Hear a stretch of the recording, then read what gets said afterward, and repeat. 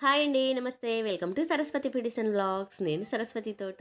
ఈరోజు రెసిపీ వచ్చేసి mutton gravy curry అండి. చాలా టేస్ట్‌గా ఉంటది. వీడియో ఎక్కడ స్కిప్ చేయకండి. చాలా చిన్న వీడియో అప్లోడ్ చేస్తున్నాను. వీడియో నచ్చితే ప్లీజ్ అండి లైక్ చేయండి, షేర్ చేయండి, కామెంట్ చేయండి. కొత్తగా ఎవరైనా మన ఛానల్ చూస్తుంటే సబ్స్క్రైబ్ చేసుకొని సపోర్ట్ చేయండి. ప్రాసెస్ అయితే స్టార్ట్ చేద్దాము.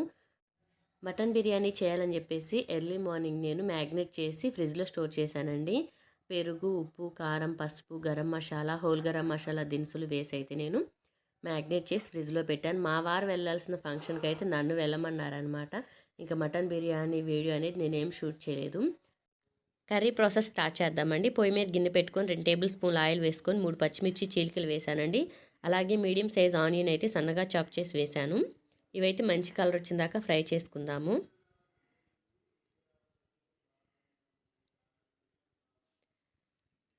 2 రెమ్మల కరివేపాకు వేసుకుందామండి.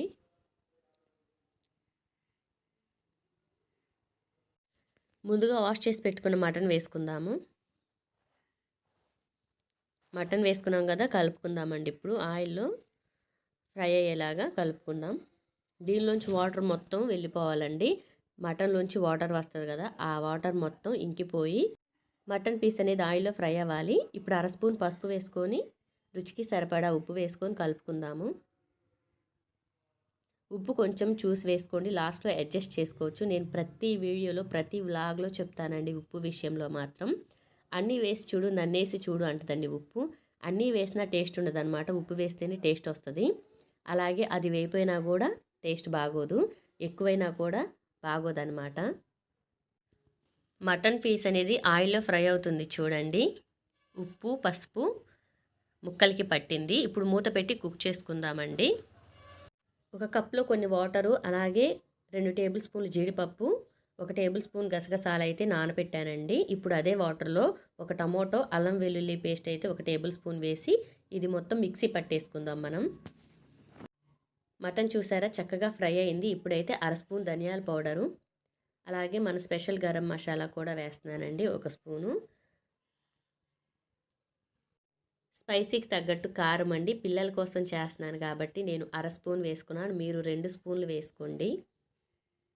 మటన్ వచ్చేసి ఇది పావు కేజీకి ఎక్కువ ఉంటుందండి, 300 గ్రాములు ఉంటుందన్నమాట.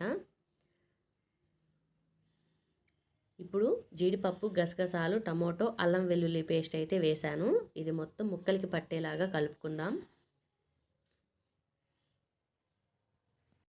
జీడిపప్పు, టమోటో పేస్టు కర్రీలో వేయగానే కలర్ చూడండి అసలు మారిపోతుంది. షైనీగా, సిల్కీగా ఉంటుందన్నమాట.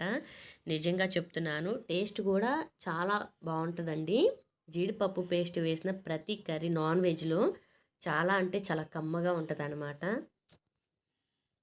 మసాలాలు మొత్తం మటన్కి పట్టించాం కదండి, ఇప్పుడు ఆయిల్లో ఫ్రై అవుతూ ఉంటాయి అన్నమాట.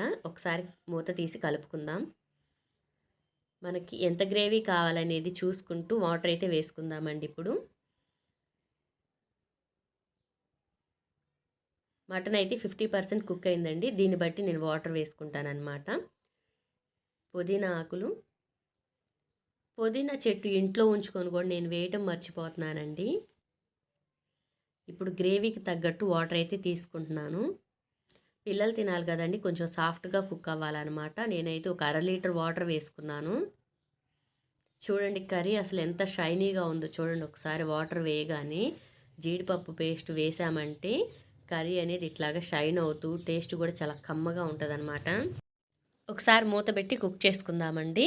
కర్రీ దగ్గరికి పడేలాగా చూసారు కదా, మూత తీసి చూసేసరికి కర్రీ కుక్ అయిపోయి గ్రేవీ అనేది దగ్గరకు వచ్చేసింది. ఇంకొంచెం సేపు అట్లాగా కుక్ చేసుకుందామండి, ఒక 2 నిమిషాలు. ఒకసారి రుచి చూద్దాము ఉప్పు సరిపోయిందో లేదో. ఉప్పు సరిపోయిందండి. యషిత అయితే ఇది చేసే గ్యాప్లో మమ్మీ అయ్యిందా, మమ్మీ అయ్యిందా అని హడావిడి పెడుతుందనమాట. చాలా రోజుల తర్వాత తింటున్నారు కదండి, అందుకని చెప్పేసి పుదీనా ఆకులు 2 వేసాను. కసూరి మేతి అయితే క్రష్ చేసి వేసుకుందాం 2 చేతుల మధ్యన. అలా పెట్టుకొని క్రష్ చేసి వేసుకోవాలన్నమాట. ఫైనల్గా అయితే మటన్ గ్రేవీ కర్రీ రెడీ అయిందండి. చూడండి ఇది మటన్ బిర్యానీ అనమాట. ఎంత పొడి పొడిగా వచ్చిందో చూడండి. టేస్ట్ కూడా చాలా బాగుంది. మా ఇంటి పక్కన వాళ్ళకు కూడా పెట్టించాను అనమాట.